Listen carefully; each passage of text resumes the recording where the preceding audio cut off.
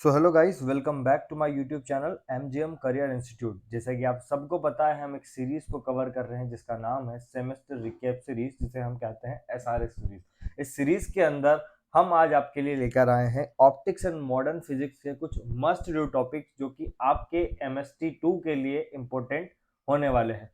ठीक है। अब जैसे कि आपको पता है कि एग्जाम में सिर्फ एक ही दिन बचा है, तो हमने ट्राई किया है कि आपको इस एक दिन से पहले इतना तो बता दे कम से कम कि आप अच्छा स्कोर कर सकें। तो सबसे पहले हम बात करते हैं ऑप्टिक्स एंड मॉडर्न फिजिक्स के अंदर यूनिट 3 के अंदर। यूनिट 3 में आपको सबसे पहले आंख बंद करके एक टॉपिक को याद कर लेना है जिसका नाम है हॉल इफेक्ट। इस टॉपिक की फाइनल एग्जाम में और एमएसटी में आने की प्रोबेबिलिटी कह सकते हैं ऑलमोस्ट 100% रहती है, क्योंकि सबसे हैवी टॉपिक है इस चैप्टर का, मतलब जिसका वेटेज ज्यादा है। ठीक है, तो हॉल इफेक्ट्स को आपका इसका डेरिवेशन आंख बंद करके याद रख लेना है। इसमें आपको डायग्राम भी बनाकर आना है। ठीक है, चलिए।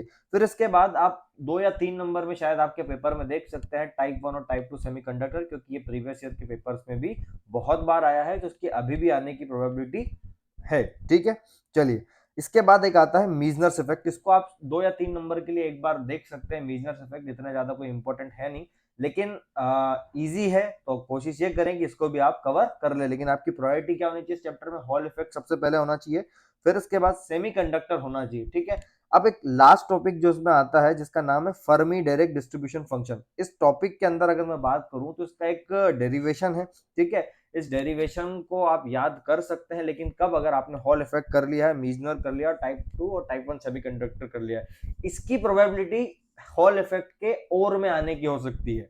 लेकिन अगर आपने वो तीनों कर ली है तो आप मानिए कि आप एक सेफ पॉइंट में पहुंच चुके हैं। लेकिन अगर समय बचता है तो आप इसको भी जरूर याद कर ले। फर्मी डायरेक्ट डिस्ट्रीब्यूशन फंक्शन भी एक इंपॉर्टेंट टॉपिक होता है, फाइनल एग्जाम में आने की प्रोबेबिलिटीज की होती है। चलिए, अब बात करते हैं यूनिट 3 के बारे में। हम कोशिश ये कर रहे हैं कि ये वीडियो जितनी शॉर्ट हो उतनी ज्यादा अच्छी, क्योंकि आपके पास वैसे ही समय कम है, तो मेन मेन चीजों पे मैंने फोकस करके उनको यहाँ पॉइंट आउट करके आपको एक्सप्लेन करने की कोशिश की है कि क्या क्या आपको करना चाहिए। अब यूनिट 4 के बारे में अगर मैं बात करूं तो लिखा हुआ है Einstein A and B coefficient. आंख बंद करके इसको याद कर लेना। जैसे मैंने यूनिट 3 में हॉल इफेक्ट बोला ना, इसको भी आंख बंद करके याद रख लेना, क्योंकि ये एंड सेमेस्टर में आपको 7 से 8 मार्क्स का सीधा सीधा रखाया रखाया दिखेगा आपको, गारंटीड। और इसमें एमएसटी 2 में भी आपको ये दिखेगा ही दिखेगा।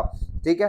फिर बात करूं मैं इस चैप्टर के अंदर आइंस्टाइन के बाद, तो एक helium neon and ruby laser को भी आपको एक बार पढ़ना है। इनमें से भी एक या दो लेजर आने की प्रोबेबिलिटी होती है, या कभी कभी आपसे ये बोल देते कि आप कोई सी भी एक लेजर को एक्सप्लेन कीजिए, तो आप इन तीनों लेजर्स को एकदम पक्का कर लें। ठीक है। अब लेजर की बात जब आती है इस चैप्टर में, पूरा चैप्टर ही लेजर का है, तो आपको बेसिक लेजर के बारे में याद होना चाहिए, उसकी प्रॉपर्टीज, उसकी जो एक्शन है वो याद होना चाहिए, और उसके जो पार्ट्स होते हैं उनको तो आपको याद कर ही लेना है। तो ये तो बात हो जाएगी किसकी? लेजर वाले टॉपिक की। छोटा सा क्या क्या याद रखना है?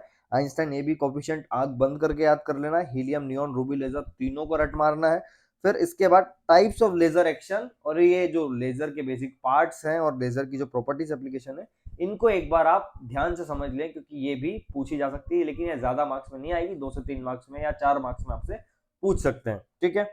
अब हम बात करते हैं यूनिट 5 के बारे में। यूनिट 5 में जैसे मैंने आपको 3 और 4 के अंदर Hall effect Einstein A B equation coefficient वाला बताया है, इसी तरह इसके अंदर भी आप ब्लॉक डायग्राम और फाइबर ऑप्टिक कम्युनिकेशन सिस्टम आंख बंद करके याद कर लीजिए, क्योंकि इसकी भी प्रोबेबिलिटी उन दोनों के ही बराबर है एग्जाम में आने की, एमएसटी भी और फाइनल एग्जाम भी। ठीक है, तो ये तो हो गई इसके बारे में बात। और इसके अंदर अब एक थोड़ा सा पॉइंट और ध्यान रखें कि एप्लीकेशन ऑफ ऑप्टिकल फाइबर भी कभी कभी इस क्वेश्चन में पूछ लेता है, लेकिन ये कब पूछता है? ये फाइनल एग्जाम में पूछ लेता है, और पूछा भी गया है। ठीक है, तो इसको भी आप जरा सा इसके साथ में देख ले। फिर टाइप्स ऑफ ऑप्टिकल फाइबर्स और उनके जो लोजेस होते हैं, आप उनको भी ध्यान से पढ़े। जैसे हमने लेजर में क्या पढ़ा था? लेजर के पार्ट्स पढ़े थे, एक्शंस पढ़ी थी, ठीक है, और उसकी प्रॉपर्टीज एप्लीकेशन पढ़ी थी। इसी तरह से आप क्या करें, यहाँ पर ऑप्टिकल फाइबर के अंदर लोजेस और टाइप्स उनके जरूर पढ़े। फिर एक फाइनल टॉपिक इसके अंदर वापस आता है, जिस तरह से मैंने ब्लॉक डायग्राम बोला, उसके शायद और में या उसके साथ में आ सकता है क्या question? Calculation of acceptance angle and numerical aperture.